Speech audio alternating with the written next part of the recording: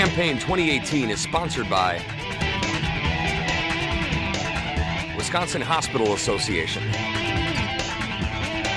Wisconsin Counties Association, Wisconsin Realtors Association, Marshfield Clinic Health System, and Campaign 2018 partner Milwaukee Journal-Sentinel.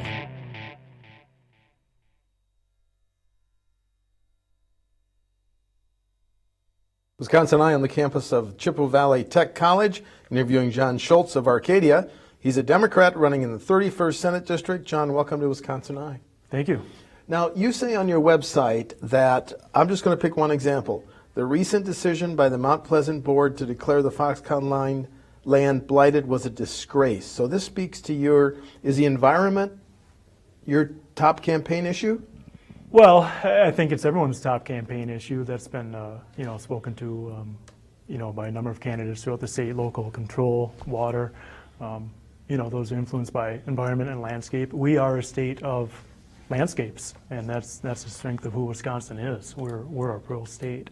To visit that landscape where Foxconn is being sited, it's the soils are fertile, the wetlands are functioning, and the man-made built environment is quite vibrant, quite active, and to see those people express concerns for change in their community, I think is quite valid, and that action is a disgrace. You would not have voted for the Foxconn incentives? At the legislative level, no, I absolutely not, and then of course that would not put that issue on the local people. Okay. You're a member of the Trempealeau County Board? Yes. Former board chair? Yes, Town of Arcadia chair okay. In the middle of that as well. My question involves levy limits.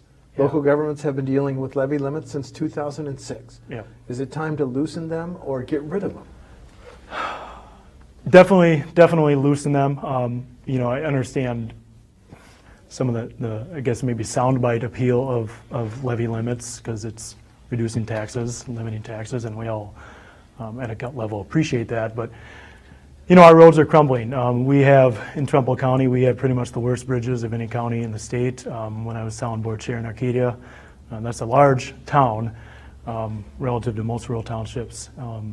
We have the most bridges of any town, and I live on probably one of the worst crumbling dead-end roads that you're going to find. And in our inability to move forward and update our infrastructure is we're well past the point we need to be able to do so, because how does society function without just some simple basic quality roads? That impasse in the Capitol over how to fund highways, bridges, how would you like to see it resolved? How would you resolve it? Yeah, when the Just Fix It campaign kind of got initiated a couple of years ago, even at the county level, we talked about the merits of a wheel tax, whether that's increased at the state level or allowing local communities to do so, which I think has value because again, we have so many diverse landscapes in the state. With the hills and terrain that we have in Trumbull County, laying out a road is challenging versus some of the flatter parts of the state. So we need some ability to be adaptive locally to what our needs are. What about the state revenue sources? The gas tax, should it be increased? The $75 you and I pay to register our vehicle, and the T word, tolling, is discussed in the Capitol. Your positions on those? I'm hesitant on tolling.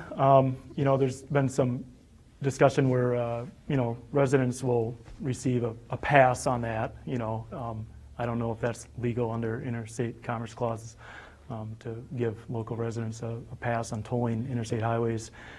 The vehicle registration fee, it's a flat fee, $75. I know in Minnesota it's relative to the value of your vehicle. And I believe that was implemented under Tim Pawlenty, who, and I think from a budget and financial perspective, he was a pretty moderate man who understood numbers. And I think Minnesotans feel that that's maybe not something that if you own a Hummer you like, but you probably realize it's fair. Increased gas tax, yes, at least on a short-term basis. I mean, a sunset would be a good idea so we could revisit it, but we have to get caught up. Essentially, we have not been paying the debts on our road needs, and it's like a credit card, and we got to start making payments. How many pennies increase in the gas tax do you think you could support? Boy, just in terms of public perception and what people are willing to swallow, 5 cents is probably something people could adopt. 31st Senate District is a rural area. Let's talk about healthcare in rural areas. You have older residents, and you have more and more healthcare being paid for by Medicaid and Medicare. You have young people leaving. Thoughts on how to maintain or improve healthcare in rural areas, sir? Yeah, my mother's pretty much the only relative I have in the state of Wisconsin, so she's at that age of concern that you mentioned, and being a young person and trying to stay committed to a rural community is challenging. In Arcadia, we lost our nursing home and healthcare, basically our hospital, I should say, in the last decade. We do have some new clinics, and they're doing a fantastic job, but still that level of care no longer exists, and that's quite frankly a very massive common concern in our community. The big concern I've always had with healthcare, there's finance and there's economics, and they're not always the same thing. There's a clear advantage for larger cities like Eau Claire, La Crosse to, provide some assistance to these large hospitals. That brings in traffic, that brings in commerce. It's probably convenient for the management of those facilities, but I don't know if it's the best economic model to provide quality care to people when you're asking, we're asking people to drive an hour to receive basic health care. And that's a strain. That has a cost. Do you think state government has a role in helping to recruit and retain health professionals like physicians, nurses, and other healthcare workers? Does state government have a retain within the state or in rural areas? Rural areas. I'm sorry, I should have clarified. Rural areas. Yeah, that again gets to finance versus economics. If quality of life, in rural areas has its appeal. Cost of living is lower in rural areas. So, that's one thing to stress and market to healthcare providers and to, to healthcare workers.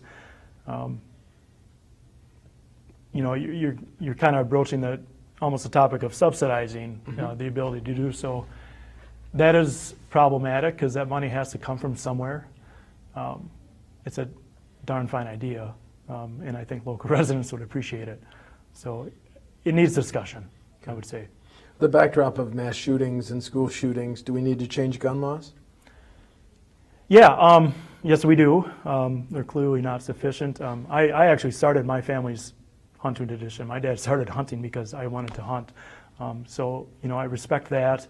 And really in terms of, in campaigning, getting nomination signatures and meeting people who have, perhaps are retired or active law enforcement officers, military people, those are really the people I talk to get their perspective on, and they're willing to entertain an idea they necessarily don't agree with, but, hey, if we can't, if we're not allowing people to buy alcohol until they're 21 because of, that's a brain development argument.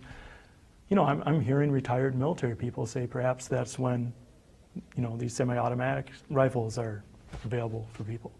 Obviously, you've got people just semi-automatics are all guns. They're talking about, sure, you can, when you're 18, buy a hunting gun, buy a simple, simple firearm. But if you're going to have more advanced assault, they've been assault called. type, right.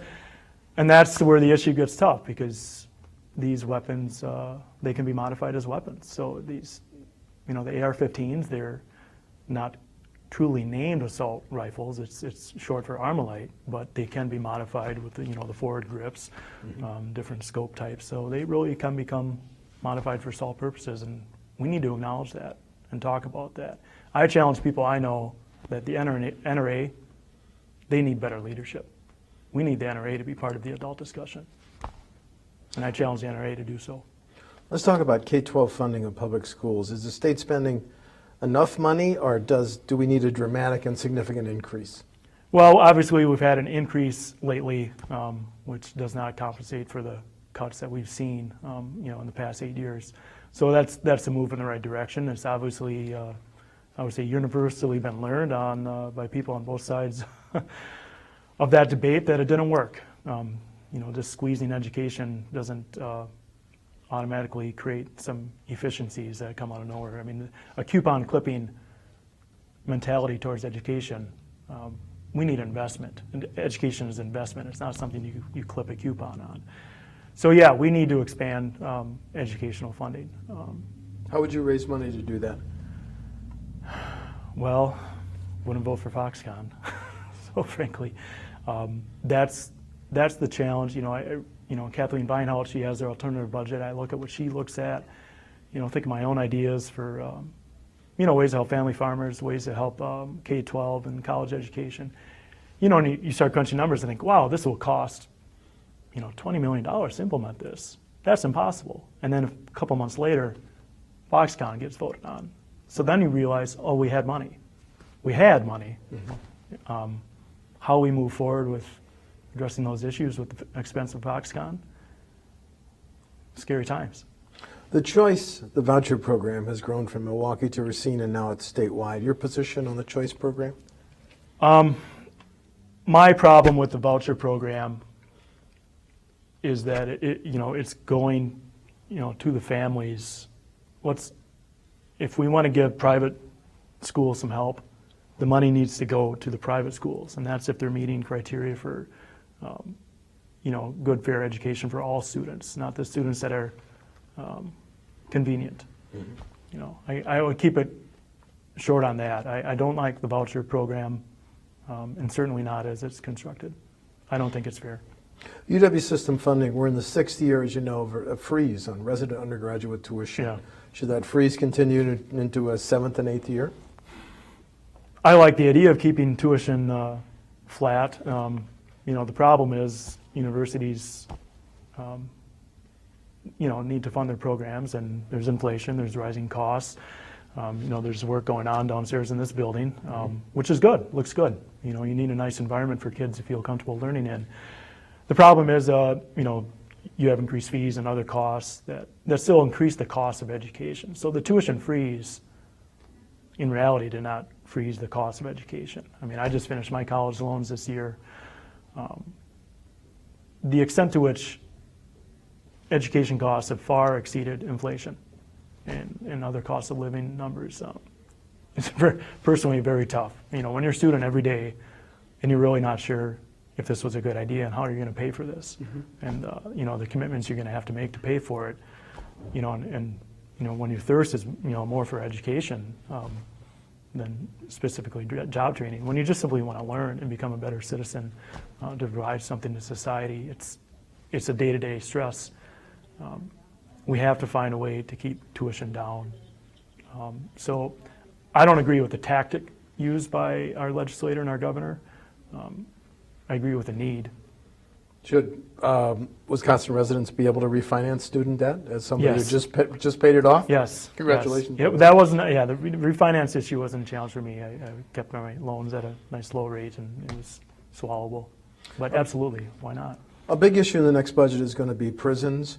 The Green Bay and Waupun prison were built in the 1800s. We're closing the juvenile prisons. Do we need a new state prison? It would seem so. It would also seem that this was supposed to be a problem while our governor had already become president.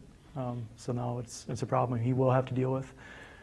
It's a problem I've not paid close attention to, other than you have aging facilities. We obviously have some internal issues in terms of human issues.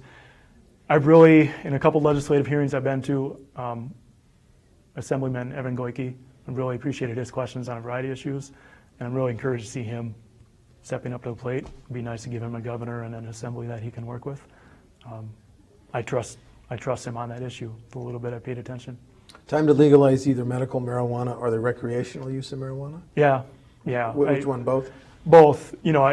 I talk with people, and they have strong opinions perhaps on marijuana, but at the same time, the logic of, we regulate and control alcohol use, and that's abused. That can be a gateway to other substances or other activities. So let's legalize it, let's regulate it, let's tax it, earn revenue from it. What's happened in Colorado has frankly been successful and a boon to their budget. The legislators and the governors have enacted a number of bills on the opioid and methamphetamine and heroin epidemic. Thoughts on the next steps? on the epidemics? Yeah, I'm proud. Our county, we voted to pursue the basically national scale lawsuit. You did. With the Sue opioid manufacturers. Yeah. Pharmaceutical companies? So that's important to put pressure in that direction. This last night, county board meeting, our Health and Human Services Department gave us some numbers. Juvenile court cases, 29 a couple years ago, 58, and now 68. Largely, the rate of increase largely related to opioid use. And they're seeing also increased just mental illness issues related to those kids. And again, that's a levy limit issue. All these issues intersect, and we've had to expand Health and Human Services staff. We've got, frankly, I think we got a genius running our department in the county. Her ability to come up with funding sources to help address the issue, but at the same time, I mean, these think of the caseload these human services workers are dealing with. The personal issues they're dealing with, and at the same time, we can barely give them enough office space. So just to respect the work they're doing, we're unable to fund giving them a space where they feel respected doing that work. It's troubling. I mean, last night's report was troubling. Final question. It's an open seat, the 31st District, since Yeah. Senator Reinhardt is running for governor. Do you want to highlight differences between you and your opponents in the August 14th primary? Yeah, I'm certainly running because I feel I have the best chance to win in the general election in the fall. I'm maybe not a status quo politician, and there's a lot of people bringing forward good ideas statewide, locally, but I deliver more than issue statements. I deliver results on issues. People have talked about local control and water being key issues in this campaign. I've delivered results on those issues, at the local level. Thank you. Keep it that Jon short. Schultz of Arcadia Thank you. is a Democratic candidate in the 31st Senate District. The primary is August 14th. Jon, thank you for talking to WisconsinEye. I appreciate it. Thank you very much. Thanks.